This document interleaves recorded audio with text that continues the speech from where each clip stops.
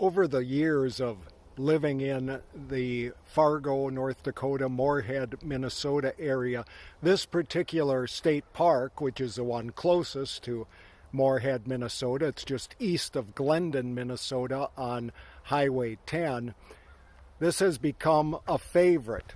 Is there anything particularly wonderful about it? Well, you can hike, you can camp. They used to have a swimming area, but that closed years ago. Mainly, it's just open prairie. However, today you're going to get a bit of a tour of that open prairie, and I hope you find some meaning and enjoyment out of it. It is Buffalo River State Park, and as you can see, it's fairly popular, especially for the camping portion of this park. Growing up on the farm in southeastern Minnesota, I never really gave it a lot of thought. My dad planted the crops, and my brothers and I, at times, as we got older, got to go out and do some of the weeding of thistles and mustard and other things. But where I'm going with this is I never gave it much thought that we had oats, we had wheat, sometimes we had flax, we would plant sweet corn and sometimes sweet green peas for the local canning factories. And then we also had soybeans and corn. Obviously, not a lot of one crop. We were diversified. Diversification, never gave it much thought until recently.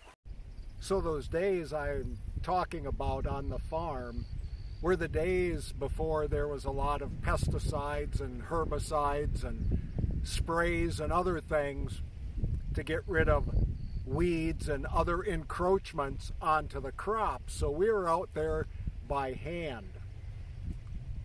What you're going to see in today's time together are a lot of snapshots from this state park that I'm in.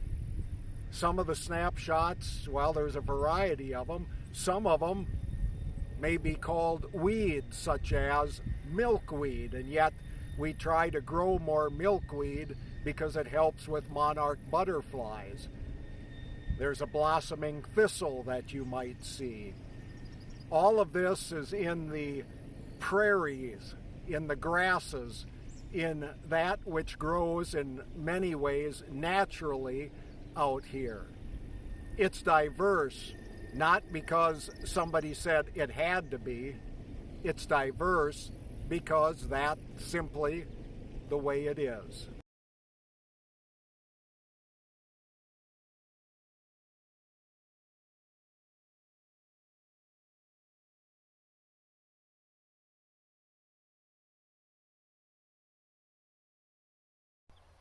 I'm going to give you a bit of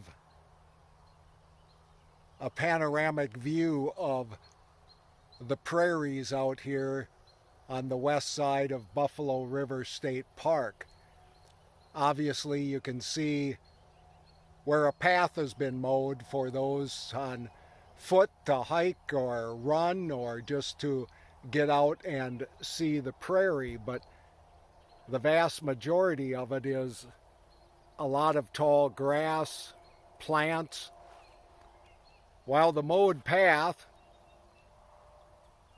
actually looks in many ways like our lawns and is good, like I said, for people on foot and to get out and to enjoy. It's not good for the wildlife. Out here in the prairie there are insects, birds, mammals, reptiles, and as I've shown in some of the other pictures, a lot of different plants that grow out here. Part of why I like coming out here is indeed for the changes, the different things I can see and experience, the different sights. That's hard to find if everything is always the same. It's also interesting, I think, in my mind, how we look at some things and we call them weeds or invasive or noxious. Even the words, if you want to say, are derogatory. Yes, they are descriptive. But why are some things better than others? Isn't diversity part of what makes life interesting? No, I'm not going to eat milkweed, but I certainly enjoy monarch butterflies. I'm not going to go walking through this tall prairie grass unless I have suitable clothing on. And then I couldn't see the dips and the ripples and the pits and the divots out there and possibly the wetlands. That's why, for the most part, I stay on the trail. But there again, it's not that the trail is better than the prairie. Hopefully it all coexists and we can find value and beauty and acceptance in all that surrounds us.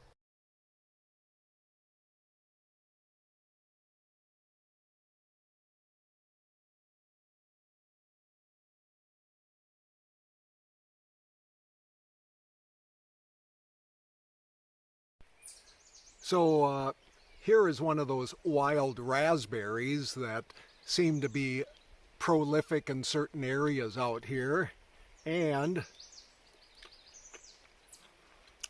they are quite tasty.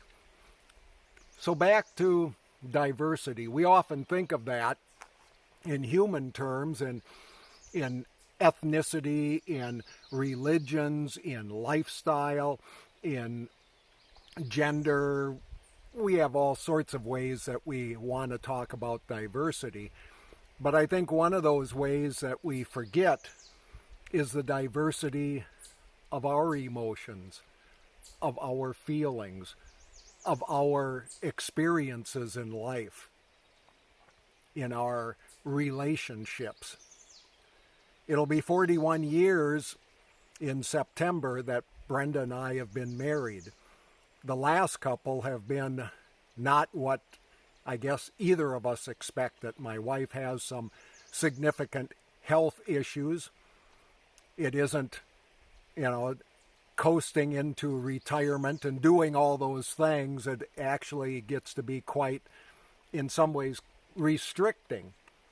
But yet in those challenges, in that diversity of emotions, from frustration to humor to anger to resentment to laughter to joy, in all of that there is depth of meaning and growth.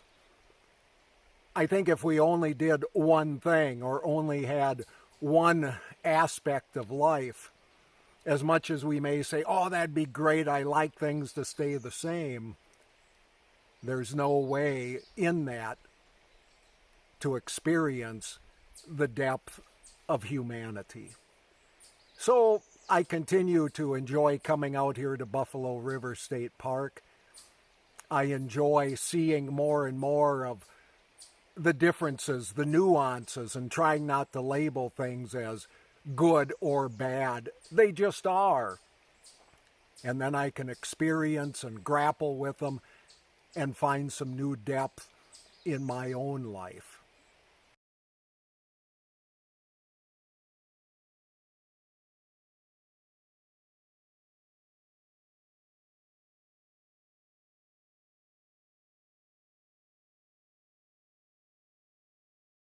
So in some ways, I end where I began. But I want to share with you a bit that in the beginning, according to Hebrew Scripture, book of Genesis, the Creator created everything. and looked at it and said it was very good. Good not meaning some sort of moral statement, but everything had a purpose. All of creation had a purpose. And nowhere does it say after that, anywhere, that some things are morally bankrupt about creation. Behold, the Creator saw it, and it was very good.